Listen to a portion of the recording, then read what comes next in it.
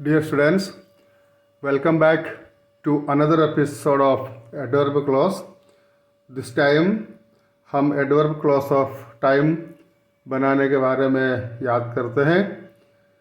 इस प्रकार के वाक्य बनाने के लिए जो एडवर्ब्स यानी कंजंक्शंस यूज़ किए जाते हैं वो हैं सबसे ज़्यादा कॉमनली यूज़ किए जाने वाले शब्द हैं एज, दूसरा है व्हेन, अगला है while, till, until, before, after.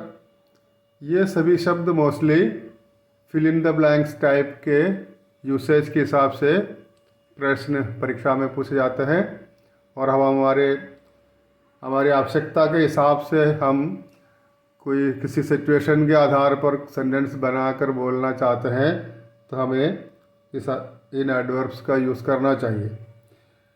इसके नीचे लिखे हुए हैं as soon as, no sooner, फिर डैश है, फिर दैन। ये दोनों जो एडवर्ब्स या कंजंक्शंस हैं ये सेंटेंसेस में कॉम्बिनेशन टाइप में ज़्यादा पूछे जाते हैं। आपसे कहा जाता है combine the following sentences into one using this और दिस। इस प्रकार के दोनों की यूज़ के हिसाब से हम कुछ सेंटेंसेस को अभी देखने वाले हैं। अब हम इसमें सेंटेंसेस देख लेते हैं। सबसे पहले लिखा है as the sun started setting it grew dark. जैसे ही सनसेट होता जा रहा था धीरे धीरे अंधेरा होना शुरू हो गया है।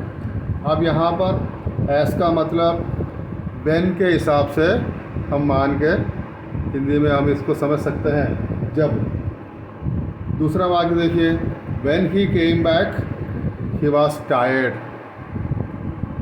व्हेन ही केम बैक, जब वह वापस आया, तो यहाँ पर एक शॉर्ट टाइम ही लगता है। जो वापस आया है उससे अपन मिलते हैं तो एक शॉर्ट टाइम में ही मिलन हो जाता है, इसलिए व्हेन ही केम बैक हमने देखा ही वॉज टायर्ड। तीसरा example, we should be alert while driving. अब आप देखिए यहाँ पर अलर्ट की बात की जा रही है और यहाँ पर ड्राइविंग की बात की जा रही है। अब आप यहाँ पर देखिए केम बैक को व्हेन से बनाया गया है और ड्राइविंग वाली बात को वाइल से यूज़ किया गया है। इन दोनों में एक डिफरेंस है। ये जो व्हेन है ये जस्ट फॉर ए मोमेंट के हिसाब से यूज़ किया जाता है। व्हेन ही केम बैक के लिए कोई ज़्यादा समय लगाने की आवश्यकता नहीं पड़ती है। व्हेन यानी तुरंत, जैसे आया वैसे ही मिला। यहाँ देखिए ड्राइविंग एक वो कार्य है जिसमें समय लगता ही जाता है और समय लगता ही जाता है तो हम उस काम में इन्वॉल्व हो जाते हैं। उस कार्य को जो थोड़ी देर के लिए लगातार चलता जाएगा उस कार्य को बताने के लिए हमें व्हेन का नहीं वाइल का यूज़ करना चाहिए। अगला देखिए, wait here till I return. यहाँ पर टिल का यूज़ किया गया है, यानी ये समय को बताते हैं जब तक मैं वापस नहीं आता हूँ तुम यहाँ वेट करो। यानी वापस आने में जो समय लगा है उससे ज़्यादा जब वो व्यक्ति वापस आता है तो हम मिलते हैं उनसे, उस कार्य को टिल यानी पूरी अवधि को टिल से बताया जाता है।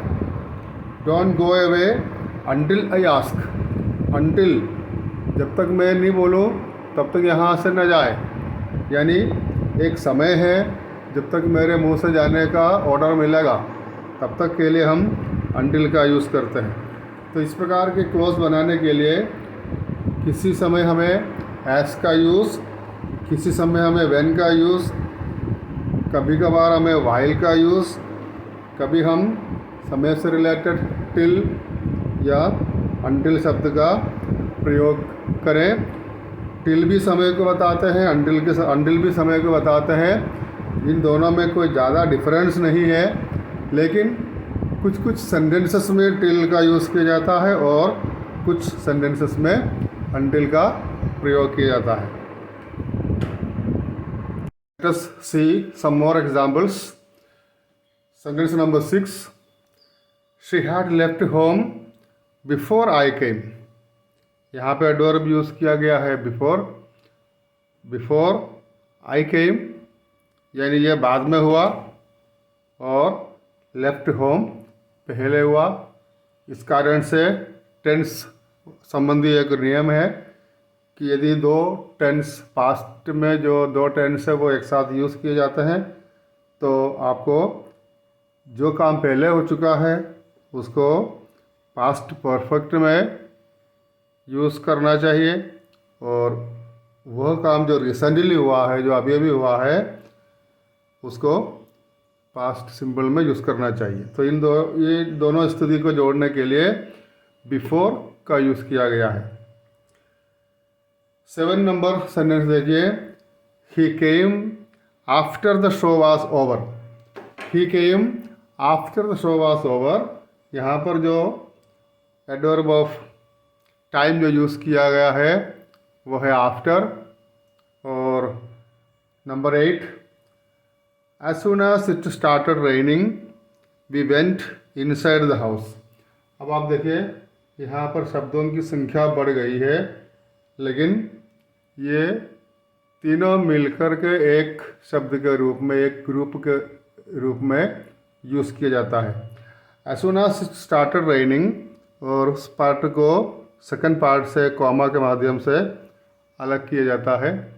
We went inside the house, यहाँ आप देखिए स्टार्टेड रेनिंग, और इसमें देर कुछ नहीं करी हमने और हम तुरंत घर के अंदर चले गए।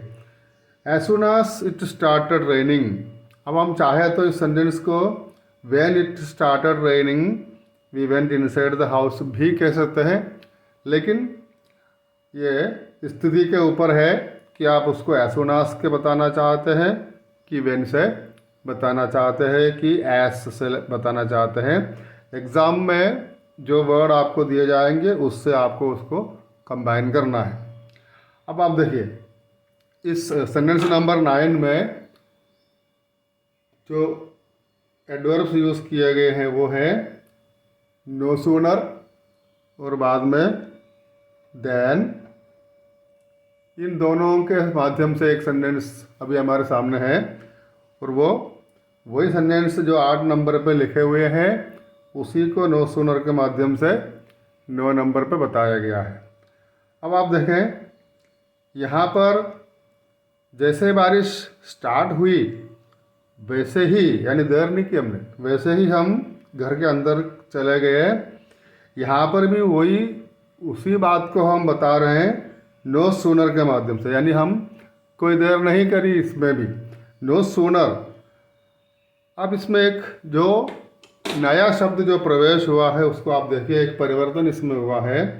इसमें एक हेल्पिंग वर्ब का प्रवेश हुआ है, और हमारे जो फर्स्ट सेंटेंस जिसमें असुनास वाले में स्टार्टेड था और उसको यहाँ पर स्टार्ट लिखा गया है। अब इनको दोनों को देखिए, यहाँ पर टेंस क्या है, यहाँ पर टेंस है सिंपल पास्ट, और नो सूनर यूज़ किए जाते हैं तो हमें यहाँ पर एक हेल्पिंग वर्ब या तो डू है या डस है या डिड है, इन तीनों में से एक का यूज़ करना ही करना पड़ेगा।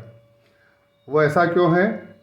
क्योंकि उसके बिना नो सूनर एसोनास की बराबरी नहीं कर पाएगा। अब यहाँ देखिए स्टार्टेड, टेंस क्या है, सिंपल पास्ट, इस कारण से हम नो सूनर को जोड़ दिया डिड से। डिड क्या है, डू का सिंपल पास्ट है, डू या डस दोनों का सिंपल पास्ट है डिड, और डिड को एक बार यूज़ कर दिया है तो सिंपल पास्ट की पूर्ति यहाँ पर हो गई है। इस कारण से हम इसको पुनः पास्ट में से प्रेजेंट में चेंज करके लिखेंगे। फिर आया एक और शब्द जो नो सूनर के साथ ही है, जैसे पहले हमने सो दैट जो अलग अलग दूर दूर लिखे हुए होते हैं उसका यूज़ किया, उसी प्रकार हम देखें कि एग्ज़ाम में हमको नो सूनर फिर डैश फिर दैन दिए जाएंगे। ये जो हेल्पिंग वर्ब है, ये हेल्पिंग वर्ब हमको इस गिवन सेंटेंस में जो टेंस है उसके हिसाब से या तो डू लिखना पड़ेगा, या तो डस लिखना पड़ेगा, या डिड लिखना पड़ेगा। इसके बारे में हम विस्तार से अगली क्लास में देखेंगे कि सेंटेंसेस को कैसे एज सून एज से जोड़ सकते हैं और सेंटेंसेस को एज सून एज को हटा करके नो सूनर से कैसे बदल सकते हैं। Thank you.